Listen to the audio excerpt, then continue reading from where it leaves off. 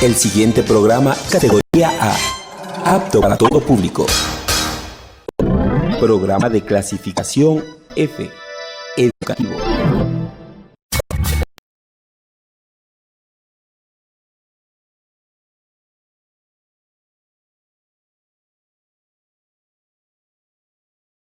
Abriendo puertas. Abriendo puertas. Un espacio democrático desde la Católica. En Radio Católica Nacional.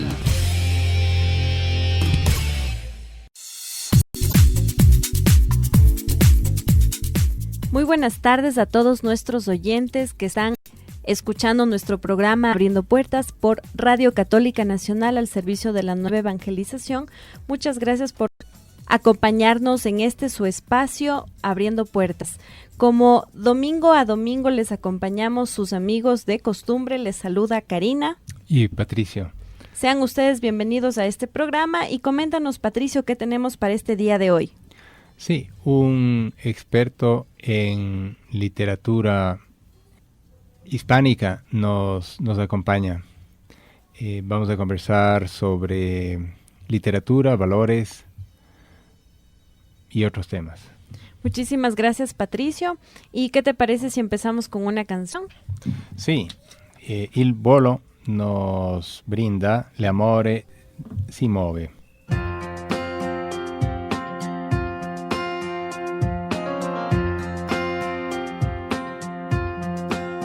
Non c'è dolore se ci sei tu, è come un sogno anche di più, e c'è qualcosa negli occhi tuoi che non mi lascia mai. Non ho paura se resti qui, perché l'amore mi chiude gli occhi, vorrei baciarti, adesso sì, vorrei che fosse così. L'amore si muove, ti porta lontano se vuoi, ti prende per mano senza dirti dove andrai. L'amore si muove e non fa rumore, lo sai, è un vento gentile che non ti abbandona mai.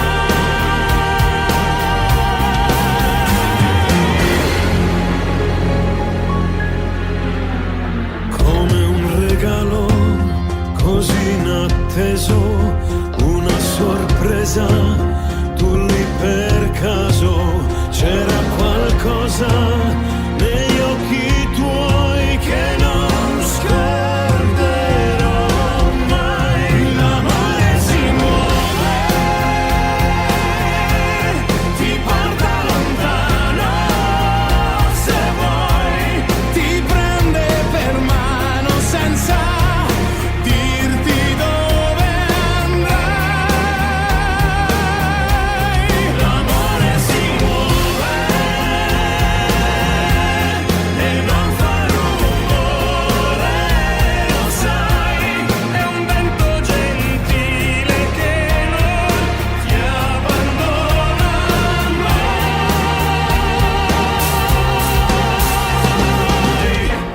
E penso a quello che sarai, a quello che saremo noi, all'amore che ci porta via.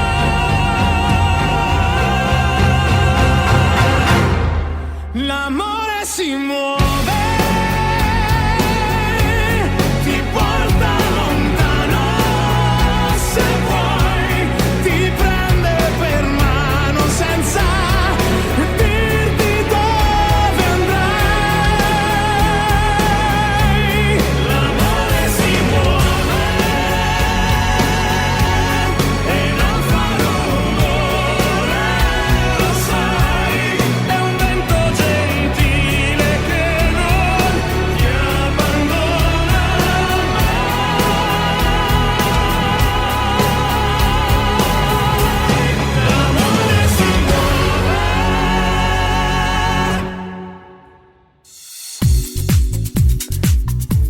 Bienvenidos, estimados oyentes, a este su programa Abriendo Puertas en el segmento de Profesiones y Bien Común. Nos acompaña el doctor en estudios literarios, Santiago Sevilla Vallejo. Él nos va a comentar sobre la docencia universitaria. Bienvenido, Santiago. ¿De qué se trata la docencia como profesión? ¿Qué debe conocer un docente? ¿Cuándo parar de formarse como docente? ¿Y cómo realizar el trabajo? ¿En dónde realizar el trabajo? Pues la docencia para mí es una de las profesiones más bonitas porque es una formación constante. Es decir, el docente lo que tiene es primero que tener un interés vivo por aprender constantemente. Es decir, pues para ser docente claro que hay que tener un grado, probablemente una maestría y si se puede, en el caso universitario hay que tener un doctorado para dar una calidad investigadora. Pero incluso teniendo un doctorado uno debe continuar, ¿no? Yo he dado clase a nivel escolar y ahora doy a nivel universitario y lo más importante es darse cuenta del servicio que uno hace, de que estás formando a alguien, o mejor dicho, os estáis formando mutuamente. Es decir, uno trae un contenido que es necesario pues, para superar una asignatura de alguna clase, pero lo importante no es tanto el contenido, sino ayudar al alumno a que crezca. Es decir, transmitirle un conocimiento, pero sobre todo empoderarle en que él es valioso, su pensamiento, sus reflexiones, que debe expresarse, debe expresar sus sentimientos, sus pensamientos, sus actitudes. Y en ese diálogo uno aprende mucho. Cuando yo daba clase en el colegio, era extraordinario porque los adolescentes, ¿no? Yo di clase durante un periodo corto a chicos de unos 13, 14, 15 años y el vínculo emocional que se hace con ellos es fenomenal porque ellos te ven, ¿no? Como un modelo. Entonces, la actitud que tú le transmites es mucho más importante que realmente el contenido. El contenido es instrumental en realidad. Luego en el nivel universitario eso tiene otro cariz, es decir, a lo mejor el vínculo no es tan fuerte, pero sí que estás formando a pensadores. Es decir, cualquier sociedad necesita que haya gente dispuesta a reflexionar sobre lo que es más necesario. En mi caso, en España y probablemente en todas partes, estamos siempre luchando con la publicidad, con la política que intenta reducir el abordaje, ¿no? de lo que uno quiere hacer. Entonces, tener ciudadanos formados en reflexión, que sean capaces de exponer sus pensamientos, que sean capaces de crear, hace que eso sí sea una verdadera sociedad democrática y reduce un poco, ¿no? esas manipulaciones. En el ámbito docente, para aquellos que se quieran dedicar al aspecto más universitario, lo más importante es tener un proyecto de investigación. ¿Por qué? Porque yo como docente lo que le voy a aportar al que me escucha es aquello que yo estoy aprendiendo, no tanto lo que ya sé. Es decir, en mi caso, yo estudié psicología, literatura, pero si les enseño sin más lo que leí en los libros ya están ahí. Eso no aporta nada, yo no tengo una marca personal, pero si yo les doy un sentido de qué aporto al mundo, en ese momento ya la docencia presencial tiene un sentido. Yo en mi caso me dedico a los temas de identidad, es decir, a investigar cómo podemos construir una personalidad cada vez más fuerte, invitar al alumno a que piense, a que sienta, a que actúe y con eso construya una personalidad propia. Entonces, yo tengo que estar, y todo docente tiene que estar en constante investigación porque de eso se trata, de compartir el conocimiento que estamos construyendo entre ambos. Entonces, eso es lo más importante en el plano académico universitario. Y luego, moverse mucho. Es decir, lo más importante es que yo no me puedo quedar en mi universidad, porque si me quedo ahí, pues al final el aprendizaje que tengo es muy poquito. Puedo aprender de mis compañeros, de mis alumnos, pero llega un momento en el que se agota. Entonces, lo más importante es salir a otros sitios, ir a congresos, publicar en revistas, que te lean, leer tú a otros, porque de ese modo es cuando realmente estás haciendo una universidad, es decir, un espacio que es universal, que recoge el conocimiento que está produciendo la humanidad en su conjunto. Entonces, yo, aprovecho ya que tengo el espacio para alegrarme mucho de haber podido venir de España aquí a Ecuador, porque precisamente eso es lo que estamos haciendo, ¿no? Es vincular universidades, construir un pensamiento colectivo que nos permita realmente aprender, porque nadie aprende solo, siempre se aprende en relación a una respuesta de un otro. Yo por mí mismo pues me aíslo, pero si estoy en vínculo con otros docentes puedo ir desarrollando. Entonces, en estos días yo, por ejemplo, he venido para examinar en trabajos de fin de máster y he aprendido algo poco, pero algo acerca de la identidad ecuatoriana. Es decir, me contaban, por ejemplo, que un reto en las escuelas es cómo combinar las distintas procedencias, ¿no? Procedencias de los distintos climas y distintas ciudades que tienen, que eso es un reto, ¿no? Es decir, los distintos grupos. Pues eso para mí es muy valioso, ¿no? El ver que la identidad incluso incluye no solo que yo me construyo mi personalidad, sino que hay que tener en cuenta que hay veces que la geografía determina que hay sensibilidades muy distintas y yo no puedo hablar lo mismo a alguien de la costa, de la sierra y de la selva. Con lo cual, pues este mismo viaje para mí es un ejemplo, ¿no? de apertura, que es eso. Al final el docente tiene que estar abierto a siempre estar aprendiendo, siempre estar formándose y ver qué puede transmitir a los alumnos. Hoy en día lo tenemos muy difícil porque, claro, tenemos que competir con un montón de redes sociales, es decir, la información está ahí fuera. Y de hecho hay gente que comunica muy bien. Yo tengo hermanos pequeños que siguen a youtubers que tienen millones de seguidores. Claro, y dices, ¿cómo puedo yo competir con alguien que es tan cercano? Pues hay que buscar la manera, es decir, hay que encontrar el modo de llegar a esa sensibilidad que tienen ahora los jóvenes, que no es la misma que la que yo tengo y que no es la misma que tendremos otros que conforme pasan las generaciones. Entonces, el estar en contacto con otras personas, con otros alumnos, con toda clase de experiencias es lo que le hace falta al docente. Es decir, hay que saber la materia, desde luego, y hay que formarse bien en ella, pero lo más importante pasa por eso, por ser conscientes de que vivimos en un tiempo en el que tenemos que defender el valor del lenguaje. Lo que nos has comentado es más el rol formativo del docente que el rol instructivo, ¿no?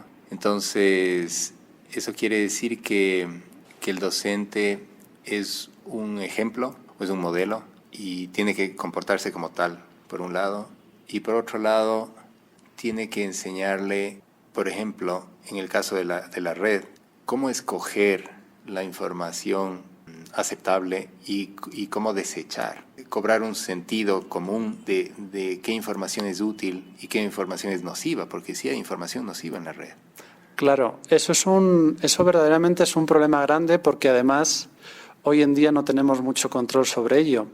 Pero lo que tenemos es que ver aquello que transmite un sentido profundo del ser humano, es decir, aquello que ayuda al alumno a crecer. Es decir, a su vez, buscar en esas redes modelos que nos parezcan adecuados para nuestros alumnos. Bueno, queremos agradecerte, Santiago, por tu valiosa intervención.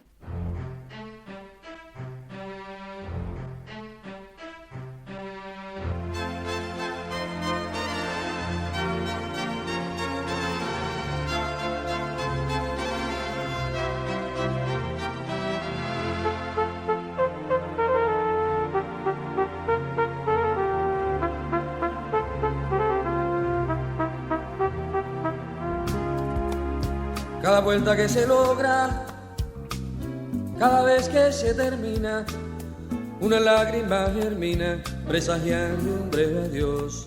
7 vueltas al reloj, doblas 3 veces la esquina, y una suerte que camina para bien o para mal, contigo se va a encontrar.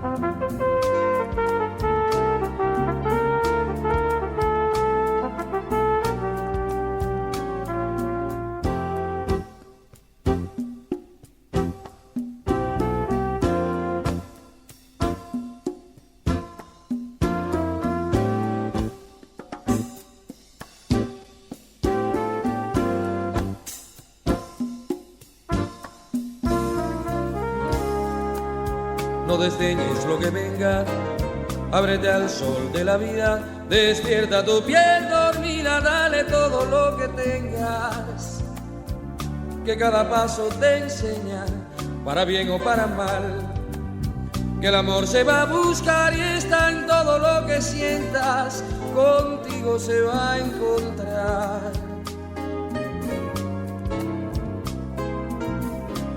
Sola, joven, aguerrida, mujer que quiere imponer su hermosa forma de ser al son de una nueva vida. No se ha de mover tranquila en este mundo de hombres, se hace lo que corresponde para bien o para mal, el amor lo va a encontrar.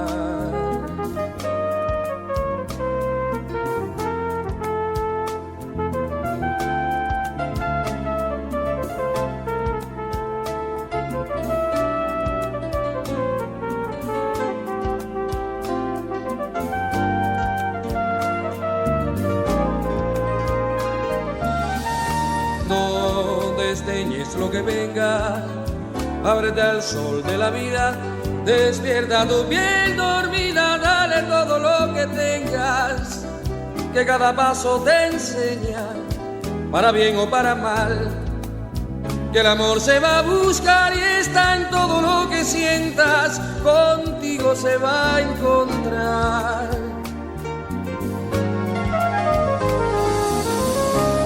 Sola, joven y aguerrida, mujer que quiere imponer su hermosa forma de ser al son de una nueva vida.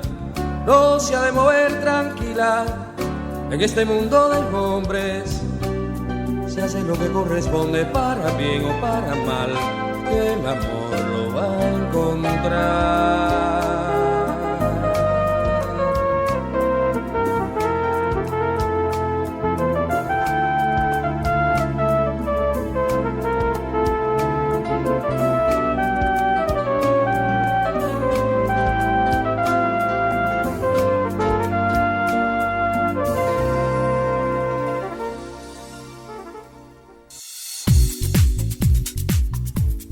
Continuamos con su programa Abriendo Puertas por Radio Católica Nacional al servicio de la nueva evangelización, y la canción que acabábamos de escuchar se titula Cada vuelta que se logra, en la voz de Pablo Milanés. Continuamos en nuestro segmento de Puertas Afuera. Adelante, Patricio. Continuamos, estimados oyentes, en Abriendo Puertas, en su segmento de Puertas Afuera, con el doctor en estudios literarios, Santiago Sevilla Vallejo. Bienvenido nuevamente, Santiago. Nos vas a comentar algo sobre el tema de una película, Blade Runner, la paradoja de lo humano. ¿De qué se trata esto en cuanto al enfoque humanista y el enfoque literario también? Pues esta película está basada en un libro que se llama Sueñan los androides con ovejas eléctricas, del autor Philip K. Dick, que luego se ha llevado al cine, se llevó hace muchos años en una primera entrega, y recientemente se ha estrenado Blade Runner 2049. Y ese libro y estas películas para mí tienen un gran interés por varios motivos. Uno, para reivindicar brevemente que la ciencia ficción realmente es un género muy atractivo y muy formativo. ¿Y por qué digo esto? Porque al menos en las universidades españolas está un poco denostado, es decir, si presentas un trabajo de ciencia ficción es como si estás presentando un trabajo de mala calidad, de poco rigor.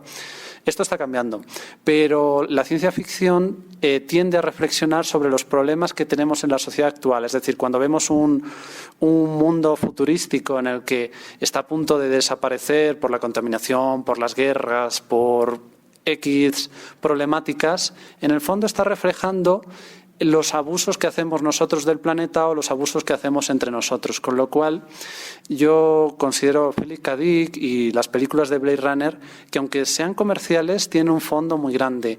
Y este es que las tres comparten que el argumento básico es, en ese futuro hay una compañía, hay varias, pero hay una principal que desarrolla androides. Y esos son robots que parecen absolutamente humanos, pero los humanos no los consideran así, los consideran máquinas, ¿no? Como si la computadora pudiera andar, pues no, probablemente no le daríamos el estatus de repente de ser humano.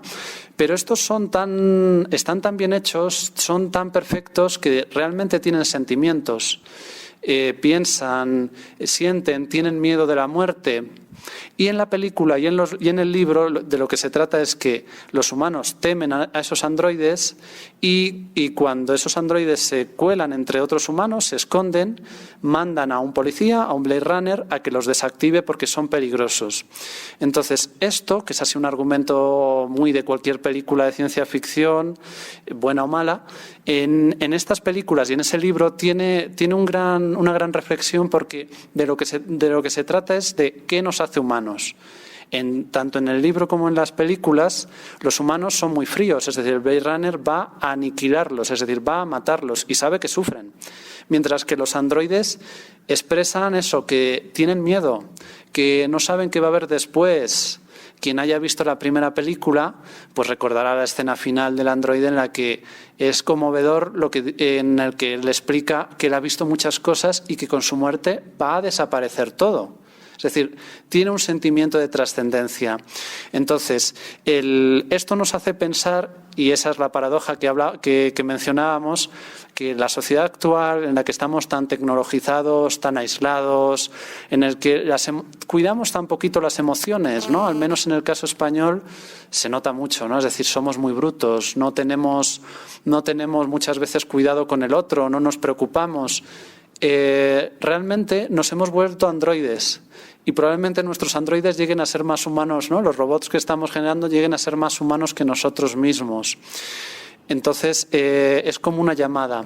En el libro hay también una religión, el mercerismo, que está inspirado en un profeta que aparece en ese libro. Y es muy curioso porque esa religión implica, una comunidad, igual que cualquier religión, pero la paradoja es que la manera de conseguir unirse a esa religión no es rezar, sino unirse a una máquina, la máquina de la empatía. Entonces, eso representa, es decir, hemos perdido la empatía. Y entonces la lucha que hay de fondo en esa novela y en estas películas es cómo podemos recuperarla, es decir, cómo podemos llegar a ser humanos de nuevo plenamente, ¿no?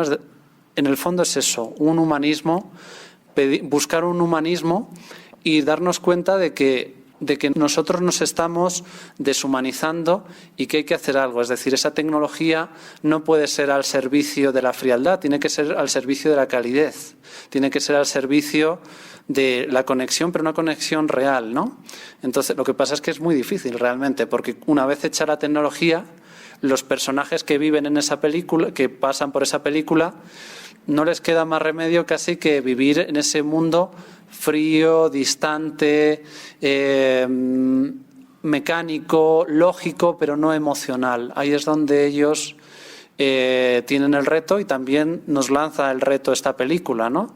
En la segunda película, la que acaban de estrenar, les recomiendo mucho que la vean porque está a un nivel bastante alto, es decir, la primera Ridley Scott es sensacional, pero la nueva tampoco es mala y plantea la posibilidad de que, ¿y si esos androides pudieran tener hijos? En ese caso sí que esos hijos sí serían humanos o también serían máquinas, ¿no? Entonces, plantea muchos enigmas. La pregunta de rigor sería, bueno, ¿qué caracteriza realmente a un ser humano? Si es que la parte afectiva y la parte intelectiva ya está contada por los androides. Claro, el asunto está en la empatía. Lo que se supone que diferencia a los humanos de las máquinas es la empatía. Entonces, y hay un test. El Blade Runner le pasa un test al androide para determinarlo. Pero lo nuevamente paradójico es que hay algunos humanos que suspenden ese examen, con lo cual no está claro ni siquiera si realmente hay alguna prueba. Pero esa sería la clave, es decir, la empatía, es decir, sentir con el otro, sentir cómo se siente el otro y hacerlo mío. Sentir la pena y yo sentir misericordia por la pena del otro. Esa sería la clave para volver a ser humanos, que es una cosa muy sencilla, pero que hemos perdido. O sea, el elemento que no está incluido en un androide sería el espíritu. Pero, ¿dónde deja de ser espíritu en un ser humano y pasa a ser su alma, su mente? Pues Claro, el problema que plantea la película en realidad es que es posible que el androide realmente sí tenga espíritu, porque sí tiene como una humanidad muy grande. Entonces, realmente podría serlo perfectamente. El problema está más bien en el humano. El humano, lo que pasa es que su humanidad se ha reducido a lo lógico, lo racional, es decir, a aquello que le da un buen resultado, pero sin tener en cuenta que vive en una comunidad. De hecho, podemos ver en la película que viven así amontonados, es decir, son unas macrociudades, pero cada personaje vive absolutamente aislado en una habitación chiquitita. Incluso en la nueva película hay una cosa muy tierna, y es que el Blade Runner nuevo, el joven, tiene un androide que es su mujer. Tiene una especie de holograma que simula eso, es decir, hay como un anhelo de recuperar esa vinculación, que eso es lo que a lo mejor nos hace perder nuestra parte más humana o incluso espiritual, ¿no? Es decir, la conexión con los demás. Eso sí es muy paradójico, ¿no? Y eso podría incluso retomarse como un enfoque en la docencia también, ¿no? Por supuesto, por supuesto. En las aulas lo vivimos constantemente de que, bueno, de hecho, aprovechando, ¿no? Uno de los trabajos de fin de máster que trajeron, que se defendió en estos días, había una encuesta que les preguntaban a los alumnos: ¿cómo prefieres hacer amigos? ¿Por las redes sociales o en persona? Y adivinen ustedes cuál fue la respuesta: por las redes sociales. Entonces, eso es un problema que tenemos grave, es decir, que nos hemos acostumbrado tanto al trato del WhatsApp, del Facebook, de lo que sea, que luego no sabemos tratar en persona. Entonces, tenemos un reto adicional, y es que tenemos unos alumnos que pueden ser medio androides, en el sentido de que no tienen esa empatía tampoco, o que sean humanos en el sentido malo de la palabra. Es decir, que se fomenta muy poco, con lo cual el docente no tiene solo que enseñar su materia, sino que tiene que empezar a dar una educación emocional a los alumnos. Bueno, es valiosa este resultado de esta tesis, ¿no? Porque es un indicio del empobrecimiento de las relaciones interpersonales, me parece. Efectivamente.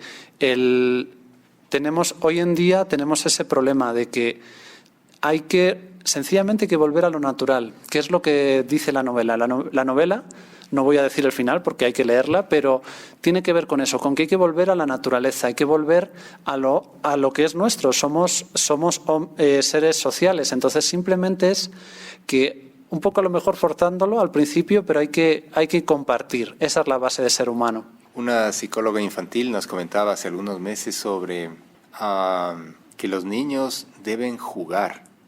Y deben jugar no solo, sino en grupo, que eso se ha perdido en la generación de ellos, ¿no? Sí, yo ahí soy un seguidor de un clásico que es Vygotsky, que probablemente ya hablarían de él, que él lo que decía es que nosotros, y yo estoy convencido de ello, es que nosotros aprendemos en comunidad. Nuestro lenguaje, nuestras emociones, primero es un compartir. Y cuando ya llevamos un tiempo, entonces ya desarrollamos un pensamiento propio. Pero lo primero es eso. Bien, muchas gracias, Santiago. Entonces la invitación es a los padres de familia de niños especialmente que reciban en sus hogares a otros niños, ¿no? O sea, conversen con los padres de los compañeros de sus hijos y acostumbren a que jueguen, a reunirles para que jueguen. Muchas gracias nuevamente, Santiago.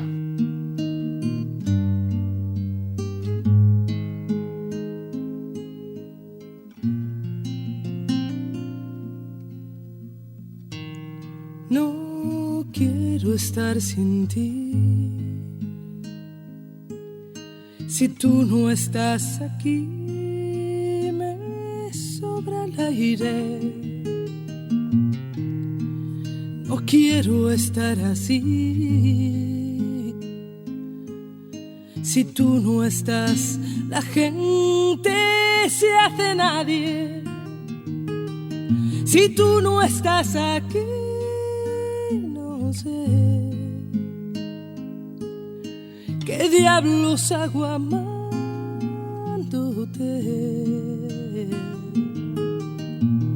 Si tú no estás aquí, sabrás que Dios no va a entender por qué te vas. No quiero estar sin ti. Si tú no estás aquí, me falta el sueño. No quiero andar así, latiendo un corazón de amor sin dueño.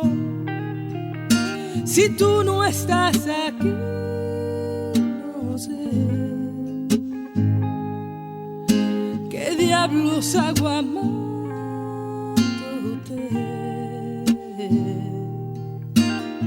Si tú no estás aquí, sabrás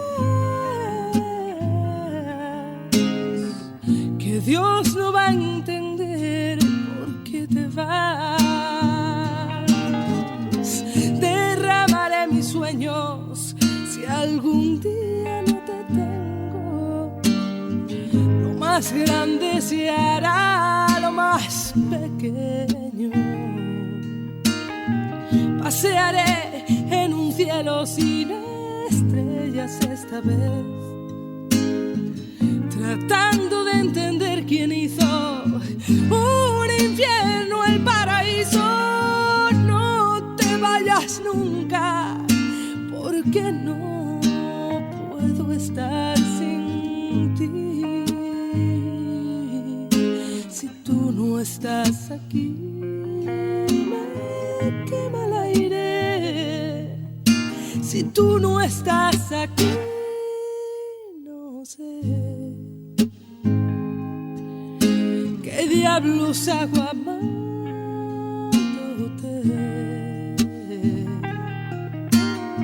Si tú no estás aquí, sabrás que Dios no va a entender por qué te vas. Si tú no estás aquí, no sé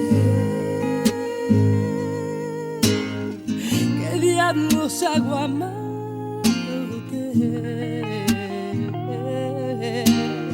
Si tú no estás aquí, sabrás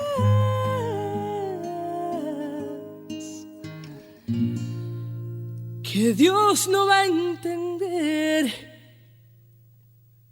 por qué te vas.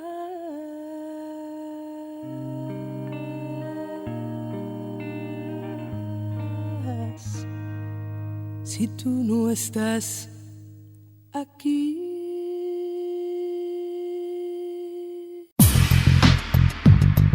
No te desconectes. Enseguida regresamos contigo. Radio Católica Nacional.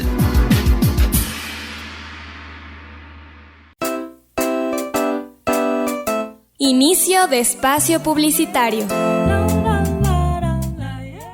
¿Te preocupan las manchas y olores que dejan nuestras mascotas? ¿Las alfombras que no se han lavado en años? ¿El sucio de los muebles que no han sido desinfectados? Reino Cleaners te ayuda. Con más de 15 años de experiencia en aseo institucional, pública y de hogar. Hacemos limpiezas profundas en muebles, alfombras e interior de vehículos. Los productos que utilizamos son biodegradables y nos trasladamos a todas partes de Quito y los valles. Llámanos al 098-722-0903 o búscanos en el Facebook como Reino Cleaners. Porque en una casa limpia, los ángeles bailan.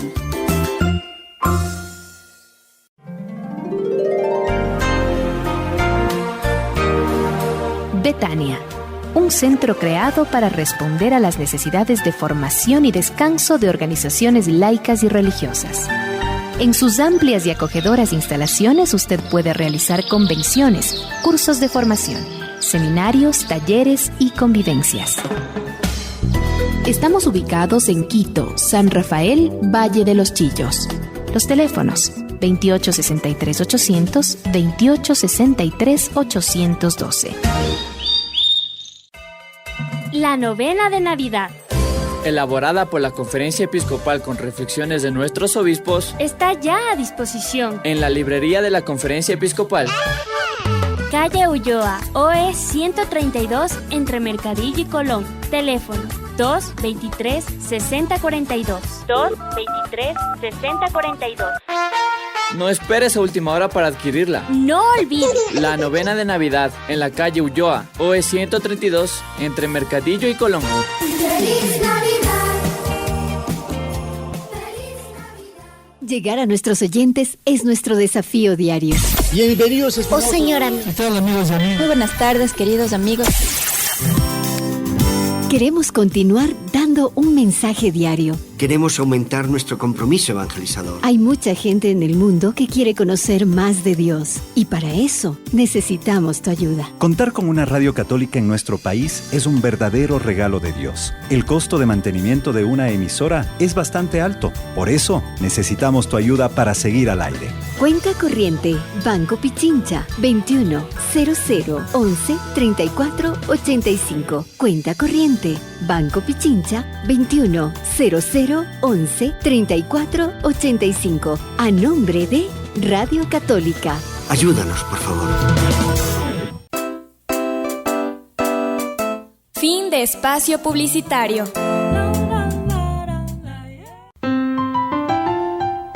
Vino, viene y vendrá. Jesús vino un día en Belén, humilde y sencillo, nacido del vientre bendito de María por obra del Espíritu Santo.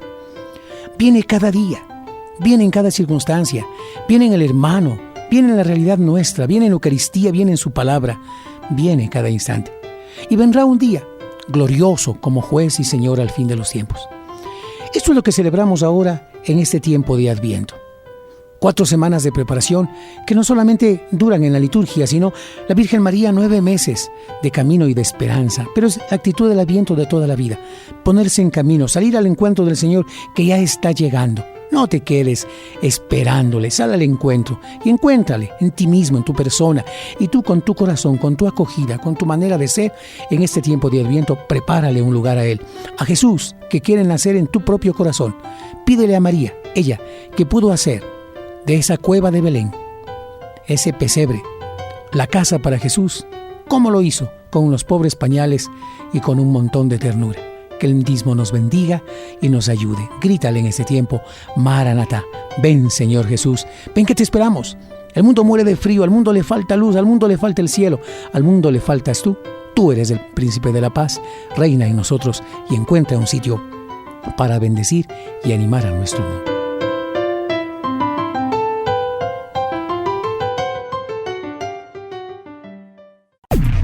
Radio Católica Nacional, una nueva visión para una nueva vida.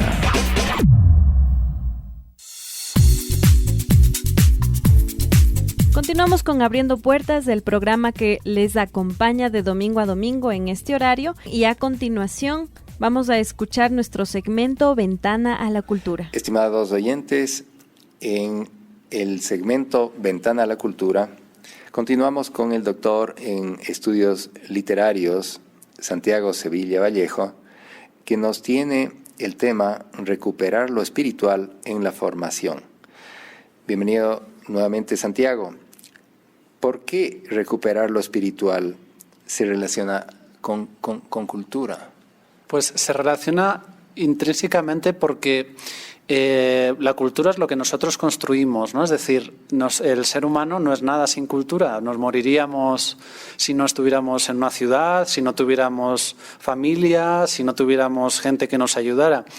Y la parte espiritual es aquello que nos sostiene, es decir, el ser humano efectivamente tiene una parte, ¿no?, como hablábamos en el apartado anterior, material, como el androide, pero sin la parte espiritual no tiene ningún sentido su vida, ni tiene fin, ni realmente podemos sacar fuerzas adelante. Yo, la verdad es que una cosa que me ha sorprendido de Ecuador es el fervor religioso. Es decir, hablando con alumnos, hablando, bueno, donde nos hemos hospedado, en todos los sitios, todo el mundo te recibe y te desea lo mejor y te habla, ¿no? Te desea bendiciones.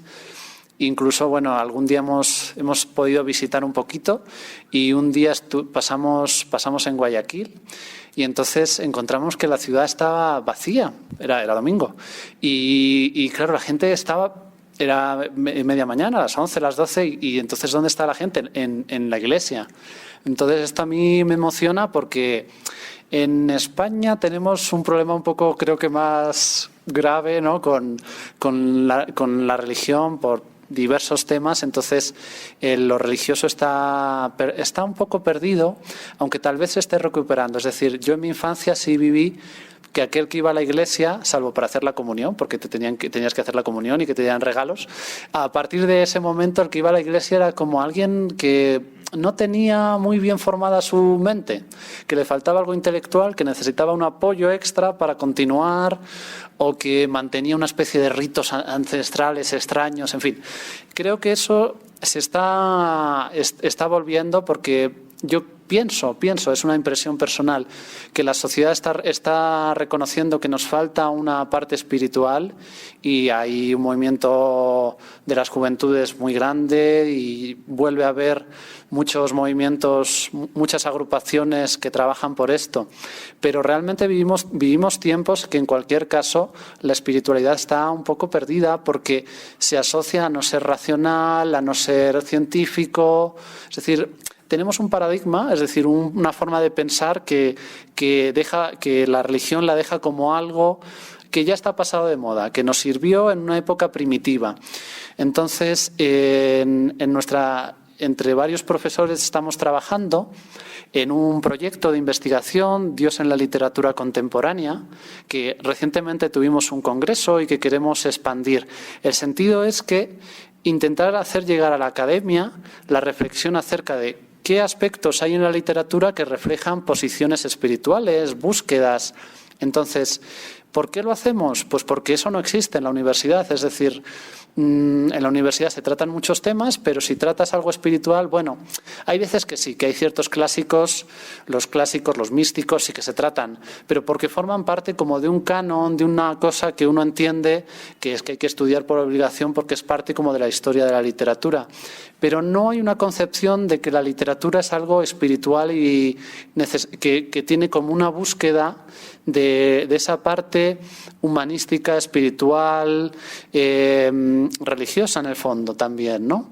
Entonces hemos empezado este año con un congreso que hicimos en Madrid, en la Universidad Técnica Particular de Loja, en la sede de la Puerta de Toledo, y queremos seguir haciéndolo para que eso sirva como punto de reflexión.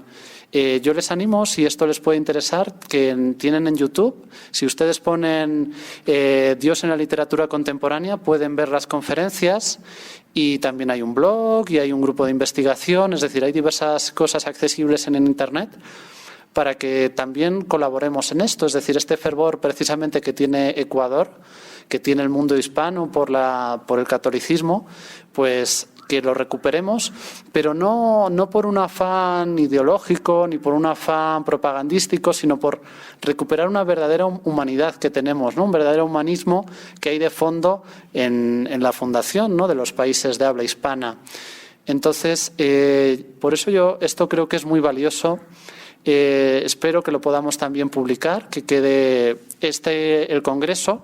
Vamos a seleccionar algunas de las intervenciones que nos parezcan más apropiadas y las vamos a publicar en el Instituto Cervantes, en su página web, con lo cual pues podrán acceder desde distintos puntos. Me queda una inquietud y es ¿cómo diferenciar lo religioso de lo espiritual? ¿Es obligatoria la conexión o alguien que no sea religioso puede desarrollar su espiritualidad?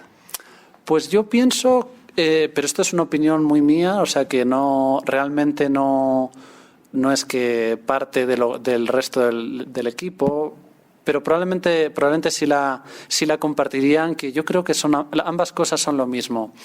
¿Por qué? Porque muchas veces nos perdemos en las terminologías, ¿no? Es decir, pues yo soy creyente pero no practicante, yo sí creo en una fuerza superior pero no creo en Dios, en fin. Cada uno seguramente aquí se puede identificar y puede haber escuchado esto muchas veces y creo que complicamos mucho las cosas, ¿no? A fin de cuentas, nosotros de lo que hablamos es del amor, ¿no? Es decir, hablamos de amar plenamente el mundo, de amar al prójimo, de amar el mundo y de amar algo que efectivamente nos ha creado y que creo que casi nadie va a negar. Incluso el más ateo se pasa el día negándolo, con lo cual está hablando de ello. Entonces, no creo que sean dos cosas. Son palabras. Lo importante al final es amar las cosas. Entonces, precisamente por eso es necesario este proyecto y otros muchos, de recuperar una verdadera humanidad, de recuperar un verdadero amor por las cosas y no un uso práctico. Así es, el amor ha sido un término muy manipulado, ¿no?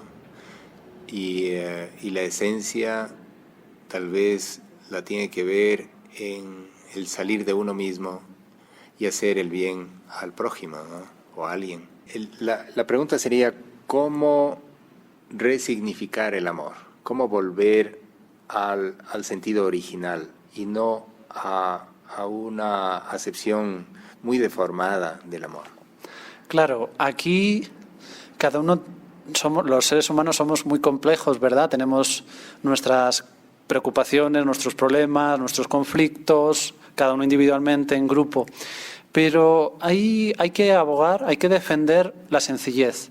Hay un psicólogo que a mí me parece francamente claro y yo les recomiendo que incluso escuchen, porque en el mismo YouTube tienen unas grabaciones excelentes, que tiene varios libros, pero yo les recomiendo El arte de amar y El miedo a la libertad. Son dos libros increíbles en los que él explica que el problema de amar no es que sea difícil, lo que pasa es que es un aprendizaje.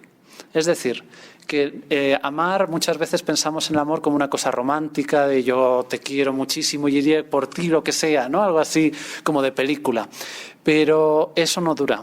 Es decir, el amor no es según este autor, no es una pasión, o al menos no es solo pasión, sino que es un aprendizaje, es una habilidad. Entonces esa habilidad hay que trabajarla. ¿Cómo se trabaja? Pues efectivamente, como comentábamos, buscando el bien del otro. El amar es un proceso recíproco, es decir, yo soy amado, es decir, recibo afecto, recibo bienes o lo que sea, y yo entrego bienes. Y lo que este hombre dice que es fundamental es que el que ama no pierde, porque al entregar es cuando se enriquece.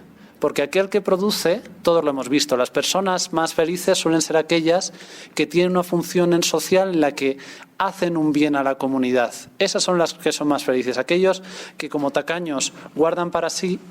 ¿Perdón? Sí, las personas que guardan como avariciosos para sí, ¿no? tipo Scrooge del cuento de Navidad. Al final, como acaban solos, tristes y realmente, por mucho que atesoren, no tienen nada realmente, ¿no?